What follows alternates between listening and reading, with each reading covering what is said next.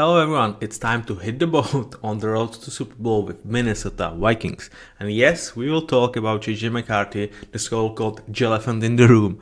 But it's not only about him. And for all of you guys out there moaning about Sam Darnold winning Super Bowl as well, I know it sucks. But at the same time, you have to understand, this is not baseball. This is not Dodgers. There is cap hits. There is cap situation, and you are already 40 million over cap, despite kind of not paying your quarterback because JJ is taking 7-8 million against cap hit this year, unlike Sam 35 or Kirk 40, 45, whatever he was with the Falcons, or the teams, or even higher paid guys that are taking 55 million. I heard a lot of people on the media saying the Vikings have such a great roster if only they had a good QB. And it's why didn't they keep Sam? You are allowed to have such a great roster because you are not paying your QB. That's around 45 millions available in cap space that you can spend elsewhere. I get with Sam Darnold, the deal that Seahawks proved everyone kind of wrong for believing him. Yeah, they've signed him on a cheap deal compared to how he was playing.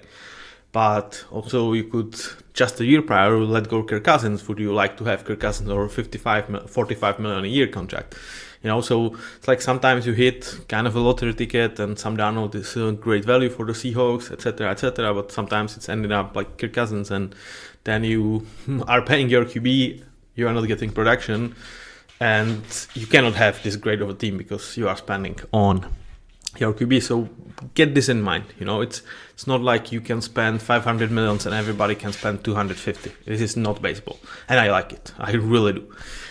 Now, let's take a look at what the Vikings are, what they were in the season, and what shall we expect of them in 2026. As usual, we start with meat and bone of every team. That's the offensive line and obviously quarterback.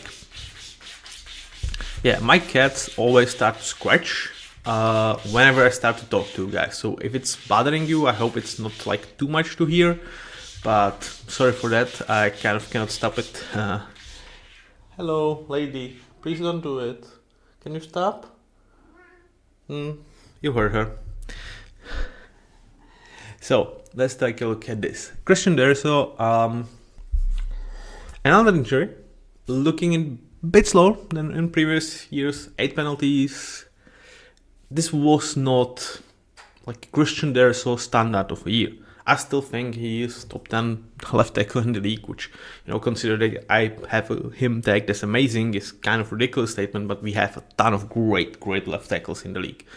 And you hope he bounces back, but there is definitely eye on him because the injuries last 2 years slowed him down a bit. And you need to watch that situation. Not nothing that you expect him to just turn down 3 levels or whatever. But is he really super plus as you expected him to be and as he used to be? Or is he just really good franchise tackle?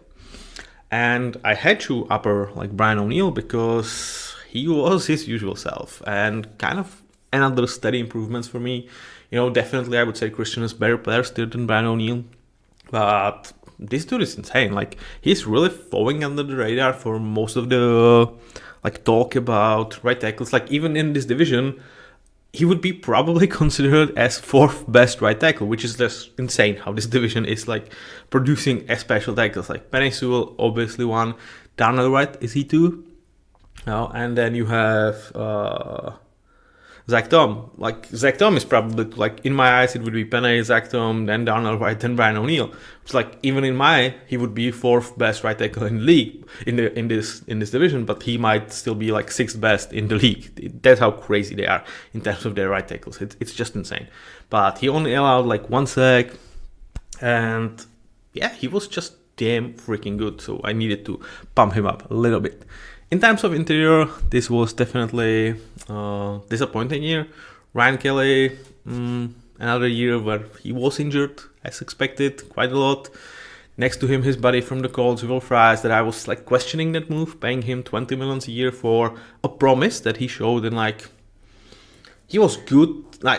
He was decent with Colts, and then he had 5-game stretch in 2024, starting the year when he looked Pro Bowl, perhaps even All-Pro in that season. He looked phenomenal in those 5 games.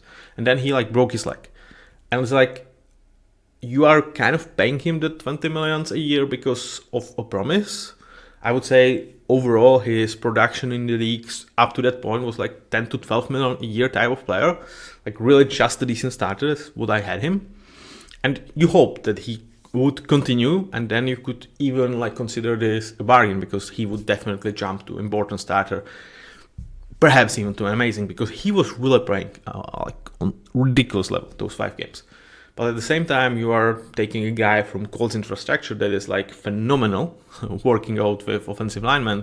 You see this year like Jalen Travis, Matt Goncalves, Tanner Bortolini, like they are phenomenal. So I was questioning this move. I feel like I understand you want to protect JJ as much as you can, and I get it, fine by me, but this didn't feel like value. And I would say first year with the Vikings kind of prove it, because he was just decent. Nothing more, nothing less, unfortunately.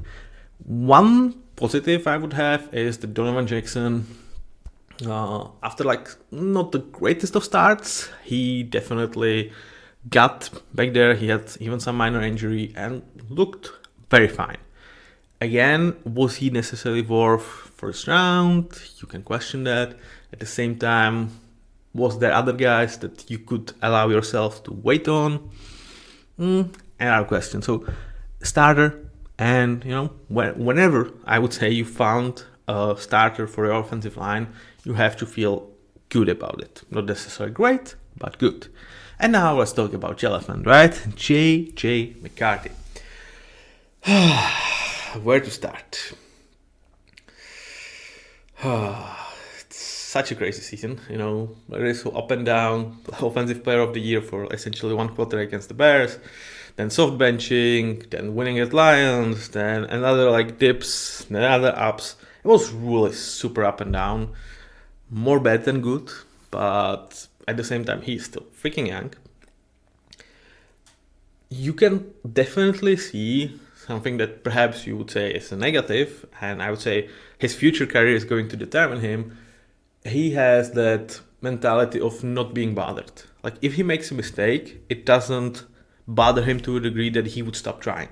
So if you can like swing it towards the like doing stuff better overall, then it's going to be great, because in a way I would say you need to have a short-term memory whenever you want to be this killer, this assassin type of mentality that, every play of the game, he believes he can make the play, whatever the situation is. On the other side, it can turn really wrong when it's like, Nathan Peterman's type of situation, when it's like you just keep pushing the ball, or like Jameis, or where he was like really riding this variance to the extreme, where it's like you never know what you can get of it.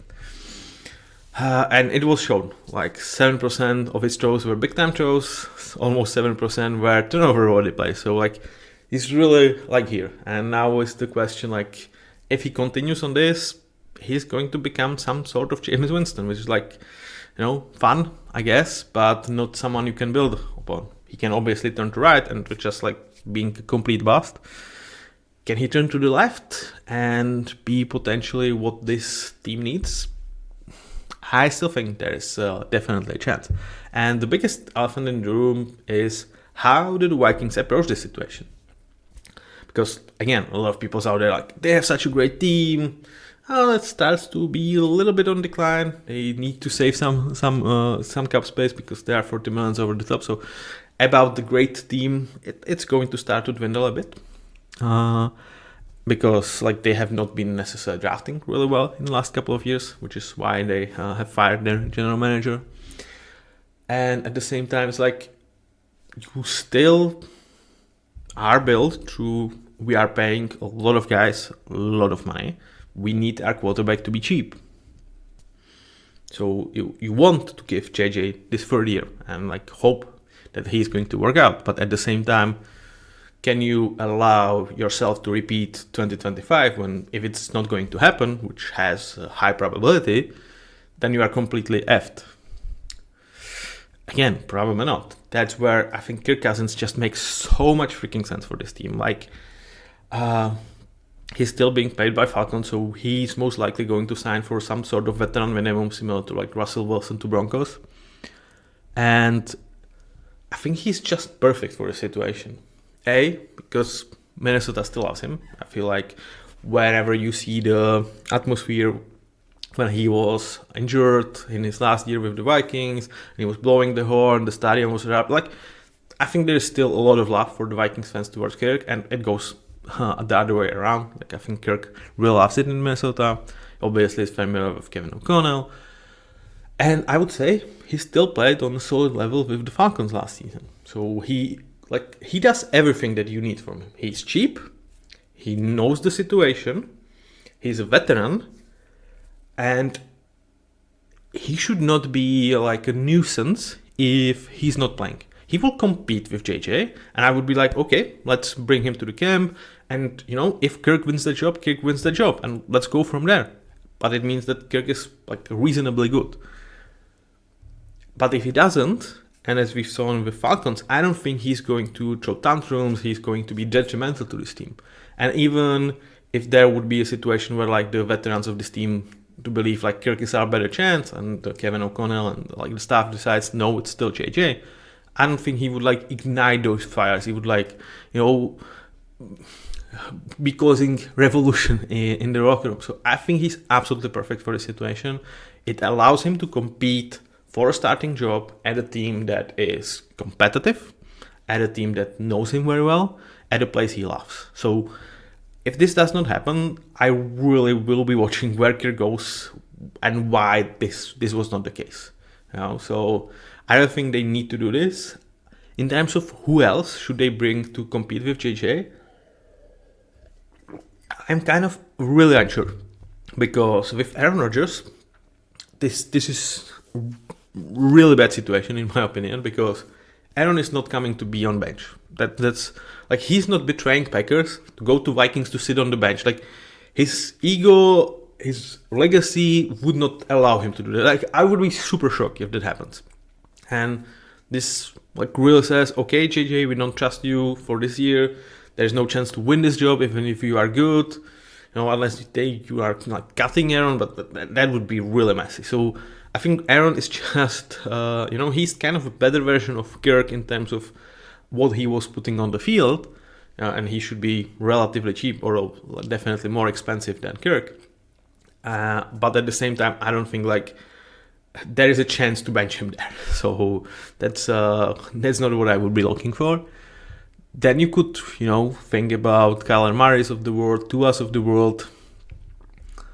Like, there is a question like, would they like sign for veteran minimums? Which, I think for Kyler and Tua it would probably both be the case. So you might look at those situations. But like with Tua, it's like really kind of weird. At this point, I'm not even sure if he's better than JJ. Like, he was really playing horrendous this season. And with Kyler, like, it's an interesting option. But at the same time, it's more of this Aaron Rodgers, like, he's coming to start no matter what. And he's like a one-year solution. Which, like, with Kirk, I can imagine him being there for a couple of more years. But, like, Kyler is probably a solution that you look after if this is, like, you need to succeed this year in a way. Like, he probably gives you the best chance out of the quarterbacks we've mentioned. Kirk probably gives you the best, like, outage for, like, several more years to go, as well as, if this year does go to shit with JJ, you have a fallback plan that's really solid. So that's kind of how I judge the situation. Definitely one to follow. And we'll see. We will have to wait and see.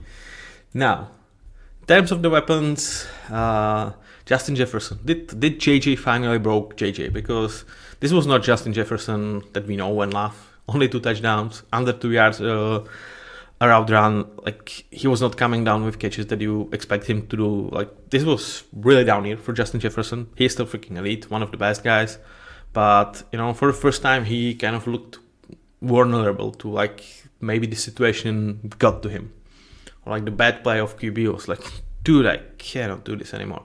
With Jordan Addison, he's like very interesting case whether he's going to get like a George Pickens treatment, where they might not look to pay him long term. So with 1 year left on his deal, do they shop him? And does he have like a breakout season with someone else?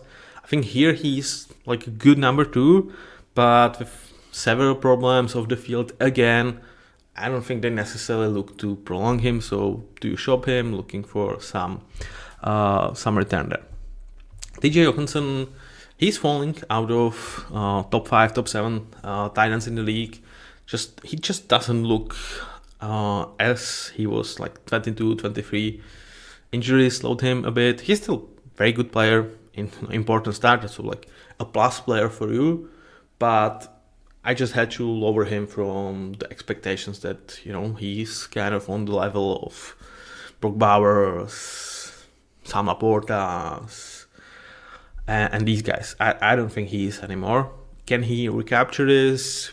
Perhaps having full off season when he should be healthy, really pushing his body to be the best of the shapes.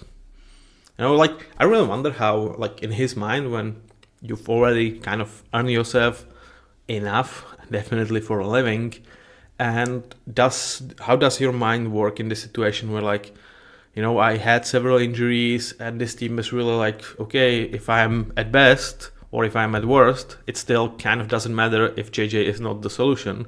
We are going to be just a team this year.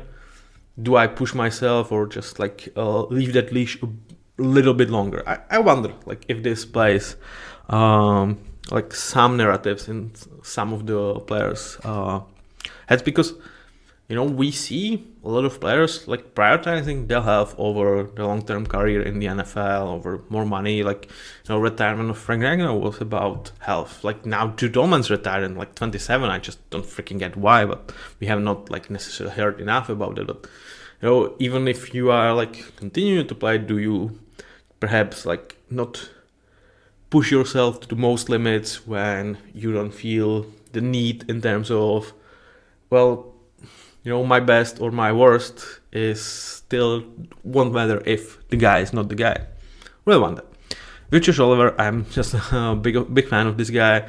A lot of people point out that a good start is kind of too high for him. I would get it, but I think he's just such a perfect complement to DJ, doing all the stuff that DJ is not really great at. And I would argue that he, in terms of value to the team, what he was bringing on the field in the last 2 years, he was pretty much on the same level, kind of. So I really have a soft spot for Josh Oliver.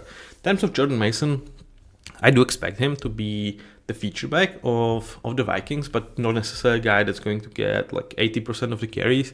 I do expect them to invest in this position, especially with releasing of Aaron Jones, which kind of sucks to me because I like Aaron. He's the ultimate team guy, but they need to save money somewhere else. And his performance, his production took a dip on the field. So with Jordan, like you would be entering the season with one of the worst running back, starting running back. I think he's good, but good for running backs is usually a guy that like I don't see taking over the backfield for himself, and you would like to have even like a better player next to him or someone within different skill set that would like be for the split and like the most usage for the team.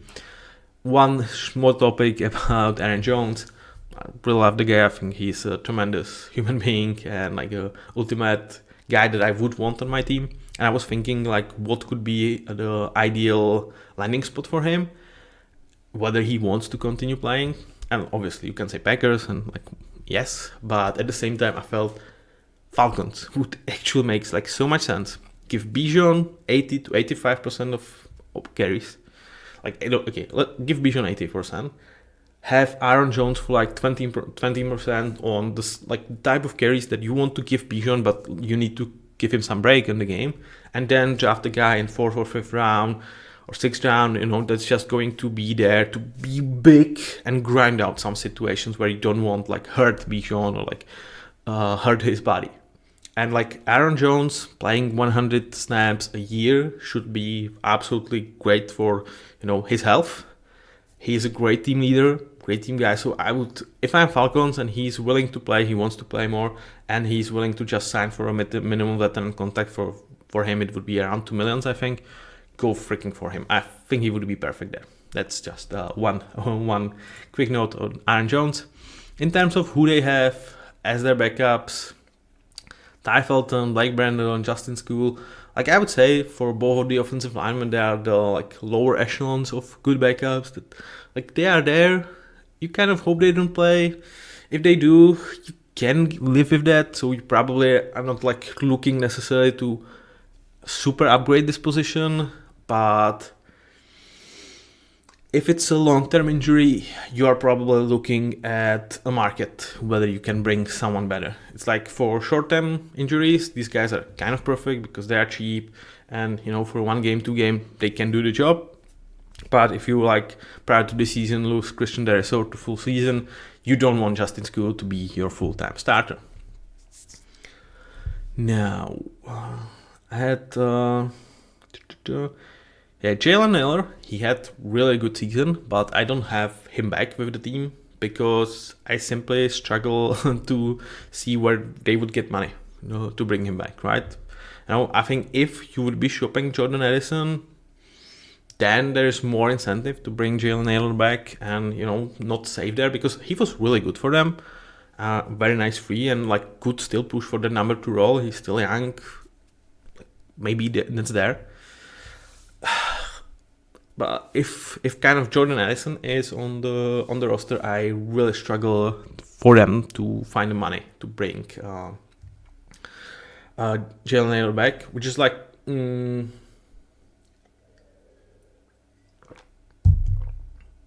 weird to say because you are not necessarily saving money with Jordan Addison, but obviously with him potentially out, you have much bigger need of actually some proven veteran in your team. Now let's take a look at defense. I originally had Javon Hargrave here. I thought like cutting Jonathan Allen is perfectly fine.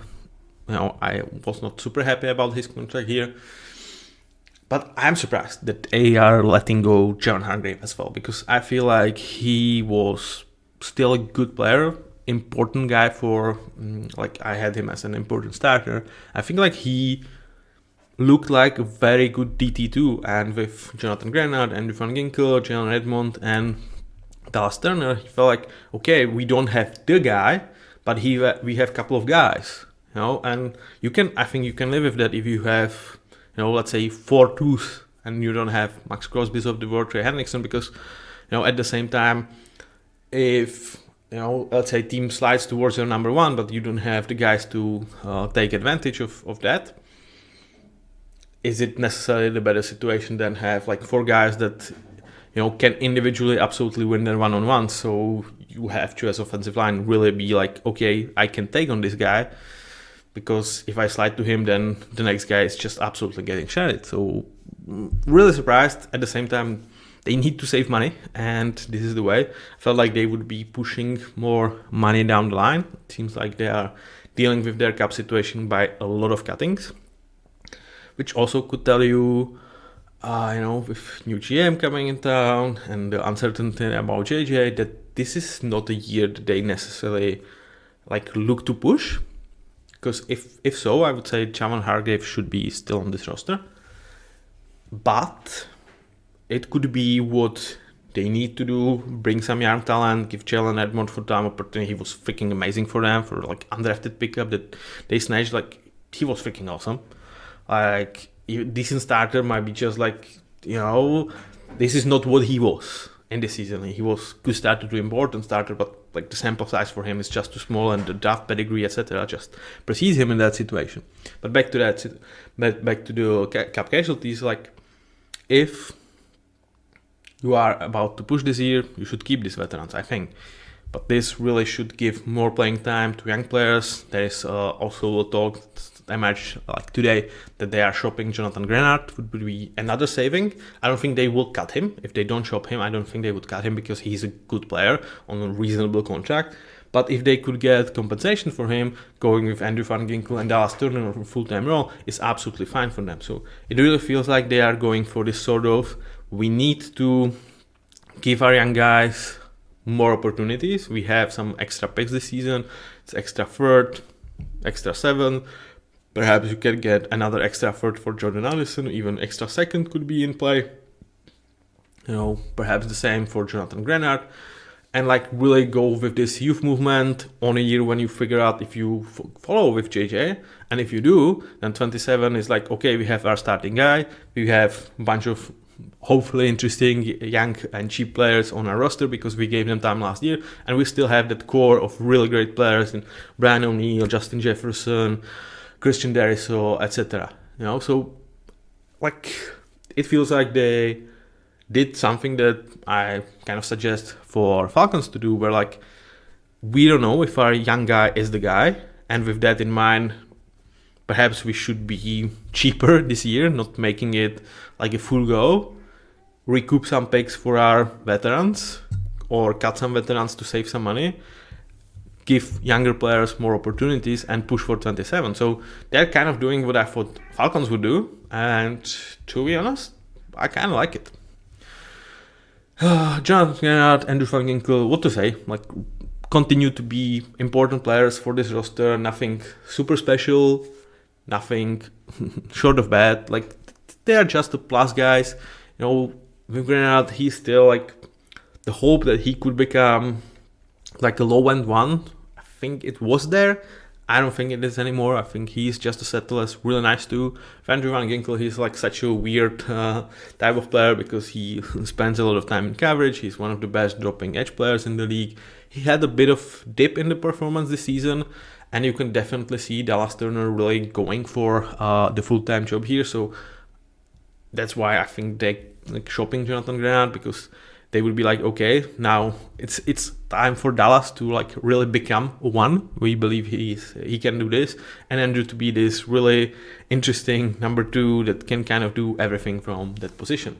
With Hargrave gone, with Jonathan Allen gone, now there's also a question who is going to be your DT2 next to Jalen Edmond, who definitely is going to be starter for them next year. He was excellent. You know, like, do you go like full young mod, draft the guy, just like Levi Drager, Rodriguez, Tyron Ingram, Dawkins, who were like rotational pieces? Do they have like more in them?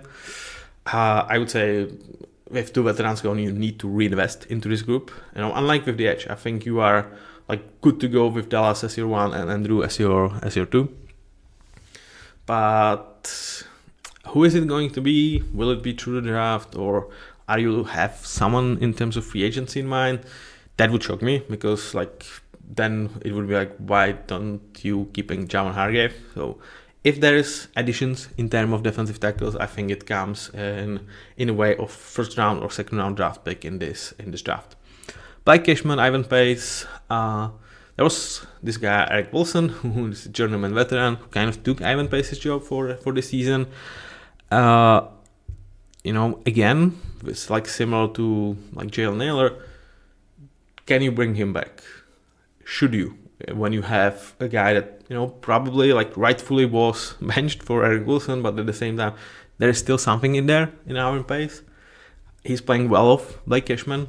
They are really like complementing each other well, even though this season it did not like look great. Like, you have a guy that's going to do all of the boring stuff, great in terms of run defense, and Ivan just like running around trying to make plays. This year he was like more running like a headless chicken than you would like to see, but I think he can have a comeback year. So I would expect them to go with this too, and not bring Eric Wilson back. You know, just to refresh again this group with perhaps some linebacker in this year's draft, where it should be one of the greatest linebackers class in recent memory. Now, towards the secondary, obviously this year, one legendary career of Harrison Smith comes to an end. I think he ends on an absolute high note. Respect to the legend. I think he was still their best safety. You know, great freaking player, great career. Probably not like a ballot Hall of Famer, but definitely is going to be in the Hall of Fame with the Vikings, and you know, rightfully so. Are Josh Metellus and Theo Jackson well enough successors? I mean, for last 2 years of Harrison Smith, I guess, for like his prime, obviously not. And you have questions about like, can Theo Jackson keep on improving? Because he was kind of your steady Eddie. And Josh Metellus, like, was this year dip in performance just injury related, or was it something deeper? Because like we've seen it with several safeties that like we expected to bounce back. you know, Kyle Dagger to name one, and they just didn't. Like, Patriots straight up released him. With the Steelers, he was kind of meh. So, in this position, perhaps the longevity of those players is just very questionable. And even though you can like relate dip in performance to injury in that season, I would say, unlike for perhaps other spots on the roster, should be like really rated as something that's going to get out of the system and they will be kind of back to full force for next season. So definitely something to see. With corners, Byron Murphy brought back on a pretty big deal, and he struggled. Like, honestly, I don't think he was playing on a level that you are required as your number one outside corner. Like, he was almost like pretty dreadful, like first half of a year. Like, throwing at Byron Murphy meant like competing almost anything. Like, he got slightly better as the year ended, but still, this was definitely not like 16 or 17 millions worth it that they are paying him. So they really need him to like recoup some sort of number one type of corner that he, I would guess, like had for 1 year. At the same time, am I necessarily like trusting him to do so? I do doubt him as like a guy that should be able to slow down the game's best wide receivers going against him, because he was getting picked apart this year. On the other side, Isaiah Rodgers, like we obviously remember that performance in which he played. He took away defensive player of the week. I think he had 2 pick sixes in this game. At the same time, there were games in which he struggled, but I would argue that this was a very smart move. One, again, like for all of the blame that Kwas is getting out there, he did some things right, and Isaiah Rodgers was one of it, like banking on a guy coming from Vic Fangio that we will entrust him full role and get him on cheaper than like usually you would get corners to in the league. I think that pays off. He's a good player out there, and like when you compare him to Byron Murphy in terms of performance, and I'm sorry guys that I gave you the same face, so obviously Byron, you can argue that Isaiah Rodgers played better in 26 than Byron Murphy did. In terms of depth, that is necessarily not that many. Like, I'm intrigued by T.Y. Dawkins. He had a solid rookie year. Dallas Turner, obviously, I think he's going to be moved from the backups to really a full-time role. With shopping of Jonathan Grenard, I think they will find a suitor. But at the same time, like, do I necessarily look at the rest of the depth for the secondary? And I don't really see it. So when you're like, oh, we have such an amazing team, like, do you necessarily? Because that secondary is kind of questionable with the way that Byron Murphy is playing, with the way that you kind of don't have backups. The defensive line like doesn't have the guy. So like the defense on individual basis, like yes, Brian Flores can work some magic with them, but it still is not necessarily filled with talent. And the major additions that you made for the offensive line in Will Fries was not necessarily panning out. Jordan Addison not progressing. Like, it's still a good team with one of the greatest combo of Kevin O'Connell and Brian Flores in terms of their coaches. But, even if JJ plays like, let's say, 16th best quarterback in the league, it doesn't automatically mean that this is a team that is going to make a huge wave in terms of playoff. Be aware of that. Like, they went for it. They hoped that, perhaps 25 could be their year. They paid a bunch of veterans a lot of money. It wasn't, and now they are paying the dues for it. So I hope, Vikings fans, I'm not ending on too much of a sour note. I hope you enjoyed this. If you did, leave a like, leave a comment, whether you like or dislike what I was saying, and see you with the next one. Bye-bye.